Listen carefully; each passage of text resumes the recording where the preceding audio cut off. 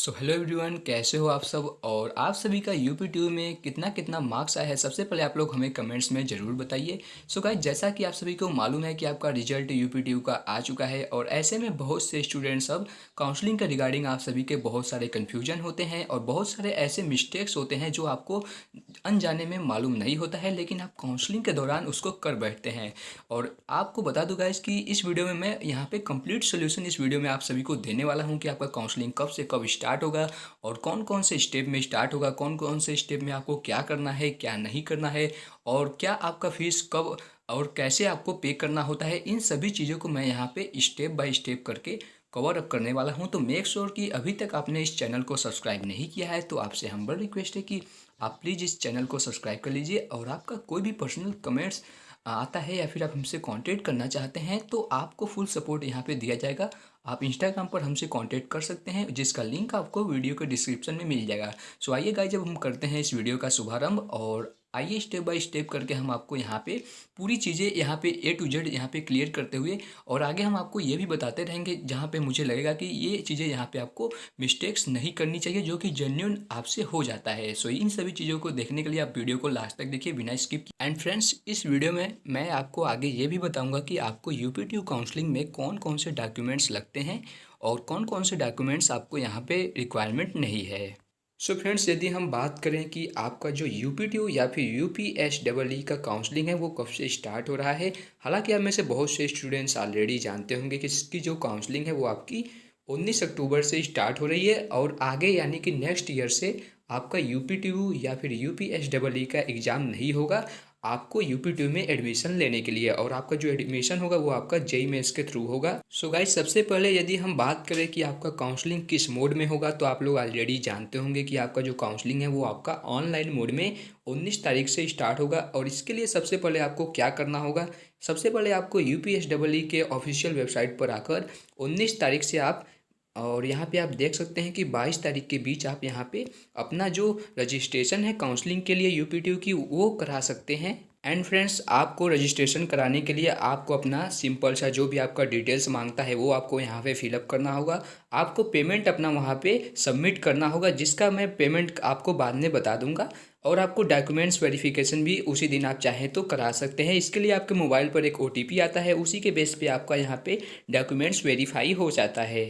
And friends, documents verification के बाद आपको वहाँ पे अपना ऑनलाइन चॉइस फिलिंग करना है, जो कि आप 20 तारीख यानी कि 20 अक्टूबर से 26 अक्टूबर के बीच आप अपना वहाँ पे चॉइस फिल कर सकते हैं कि हमें कौन से कॉलेज में कौन सा हमें ब्रांच चाहिए। आपके रैंक के बेसिस पे आपका ये डिसाइड होगा बाद में कि आपको कौन सी सीट आपको अलॉट की जाती है। एंड फ्रेंड्स, यदि आपने अपना जब ऑनलाइन चॉइस फिलिंग कर देते हो तो उसका जो फर्स्ट राउंड की यानी कि आपका जो सीट अलॉटमेंट होता है वो आपका रिजल्ट आपको 26 अक्टूबर को मिलेगा। इसके लिए सेम आपको अपने जो भी रजिस्ट्रेशन है एप्लीकेशन नंबर है उसके थ्रू आपको लॉगिन करना होता है। सो यहाँ पे आपका आपका जो फर्स्ट राउंड का रिजल्ट है शो आउट हो जाता है। एंड फ्रेंड्स, इसके बाद आप यहाँ पे देख सकते हैं कि जो फर्स्ट राउंड में आपको जब आपका सीट अलॉट हो जाती है तो उसके बाद आपके जो प्रोसेस होता है आगे का, उसमें आपको 3 ऑप्शन दिया जाता है।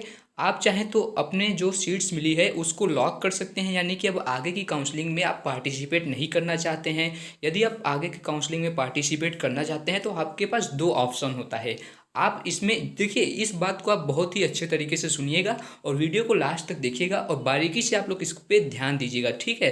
तभी आपको अच्छे तरीके से आपका जो डाउट्स होता है फ्रीज और फ्लॉट क्या होता है इसको मैं आपको बता दूं कि देखिए, यदि आप जब आपको वहाँ पे फर्स्ट राउंड की जो सीट अलॉट हो जाती है तो यदि उसमें आप फ्रीज करते हो, फ्रीज मतलब आपको अब फ्रीज क्या होता है मैं आपको यहाँ पे अच्छे तरीके से एक्सप्लेन कर दूँ। फ्रीज का मतलब ये होता है कि आपको यदि आपने वहाँ पे फ्रीज टिक कर दिया तो आप आगे की काउंसलिंग में पार्टिसिपेट नहीं कर सकते हो। आपको जो सीट अलॉट हुआ है जिस कॉलेज में उसी पे आपका काउंसलिंग बंद हो जाता है। अब आगे आप राउंड में काउंसलिंग पार्टिसिपेट नहीं कर सकते हैं। ये होता है आपका फ्रीज।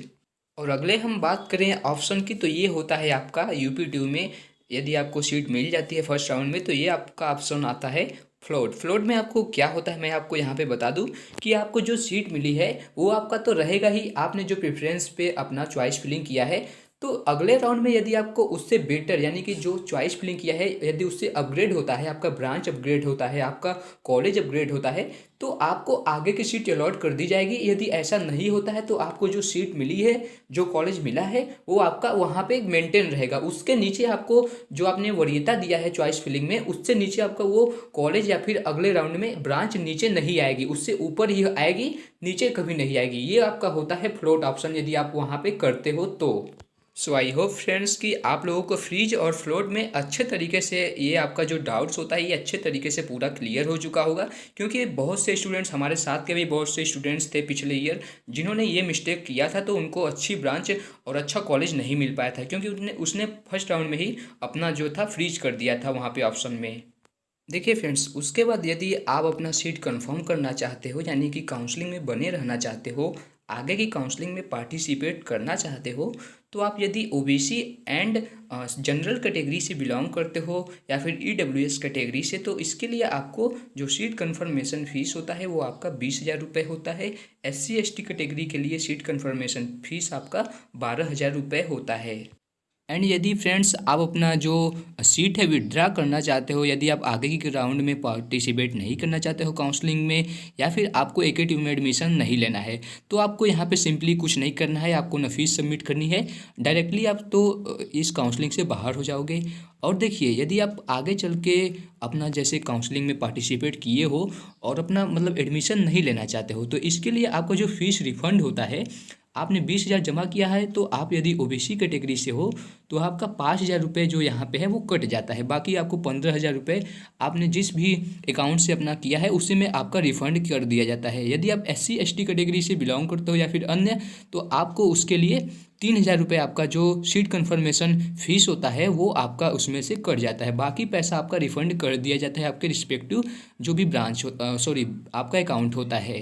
एंड फ्रेंड्स, उसके बाद देखिए यहाँ पे आप देख सकते हैं कि सेकंड स्टेप में आपका जो रजिस्ट्रेशन है और फीस आपका फ्रेश कैंडिडेट, यदि आप सेकंड राउंड में पार्टिसिपेट करना चाहते हैं जो फर्स्ट राउंड में नहीं किए हैं, तो उनका यहाँ पे रजिस्ट्रेशन एंड जो आपका पेमेंट है वो आपका यहाँ पे स्टार्ट होता है। एंड फ्रेंड्स, यहाँ पे आप देख सकते हैं कि फिर सेकंड स्टेप में 30 अक्टूबर से 5 अक्टूबर के बीच कोई भी, यानी कि आप नया रजिस्ट्रेशन किए हैं सेकंड राउंड में या फिर आप पहले से रजिस्ट्रेशन किए हुए हैं काउंसलिंग के लिए, तो आप अपनी जो चॉइस फिलिंग होती है उसको आप ऊपर नीचे यानी कि उसमें अदला बदली कर सकते हो। उसमें फिर से आप अपना सीट सेलेक्ट कर सकते हो, अपना जो ब्रांच है कॉलेज का वो सब ऊपर नीचे आप अपना जिस आपको जैसा लगे, आपको जो बेस्ट लगे उसके हिसाब से वहाँ पे चेंजेस कर सकते हो 30 अक्टूबर से 5 नवंबर के बीच में। एंड फ्रेंड्स, जो आपका सेकेंड राउंड की काउंसलिंग है उसका जो रिजल्ट है आपका सीट अलॉटमेंट, वो आपको 5 नवंबर को आपको मिल जाएगा। एंड फ्रेंड्स, आगे उसके बाद सेम वही प्रोसेस होता है आपका। आप चाहें तो फ्रीज कीजिए, यदि आपको आगे नहीं करना है पार्टिसिपेट काउंसलिंग में, आगे करना चाहते हो पार्टिसिपेट, तो आप वहाँ पे फ्लोट सिंपली करके अपना आगे बढ़ जाएंगे। एंड फ्रेंड्स, यदि हम बात करें थर्ड राउंड में कौन कौन स्टूडेंट्स पार्टिसिपेट कर सकते हैं, तो यदि आपने अभी तक एक भी राउंड में काउंसलिंग के लिए पार्टिसिपेट नहीं किया है, नए कैंडिडेट हैं फ्रेश, तो आपको यहाँ पे पार्टिसिपेट करने का मौका मिलता है। ये आपका जो 9 नवंबर से 11 नवंबर के बीच में आप इसमें पार्टिसिपेट कर सकते हैं। उसके बाद आपका वही डॉक्यूमेंट्स वेरिफिकेशन होगा जैसा कि मैंने आपको ऑलरेडी बताया हुआ है। एंड फ्रेंड्स, यदि हम बात करें तीसरे राउंड का जो काउंसलिंग होगा उसमें आप अपना जो चॉइस फिलिंग है वो आप अपना लॉक कर सकते हैं। उसका जो डेट है वो आपका 9/11/2020 यानी कि 9 नवंबर से 13 नवंबर के बीच में है। एंड फ्रेंड्स, यदि हम बात करें आपका जो तीसरे राउंड की काउंसलिंग होगी उसका जो रिजल्ट है सीट अलॉटमेंट का, वो आपका 13 नवंबर को आएगा। उसके बाद यदि आप आगे की काउंसलिंग में पार्टिसिपेट करना चाहते हो तो आप वहाँ पे सिंपली फ्लोट कर दोगे, और यदि नहीं करना है तो फ्रीज कर दोगे, यानी कि आपका जो सीट है वो वहाँ पे आपका लॉक हो जाएगा। एंड फ्रेंड्स, देखिए यहाँ पे बहुत ही अच्छी यहाँ पे एक इन्फॉर्मेशन है जो मैं आपसे शेयर करना चाहता हूँ। देखिए, यदि आप आगे की राउंड में काउंसलिंग में पार्टिसिपेट कर रहे हो फर्स्ट राउंड से, तो जो आपका तीसरे राउंड में यदि आप अपना सीट विड्रॉ करना चाहते हो तो आपका यहाँ पे जो फीस है रिफंड होगा वो केवल 10,000 रुपये होगा।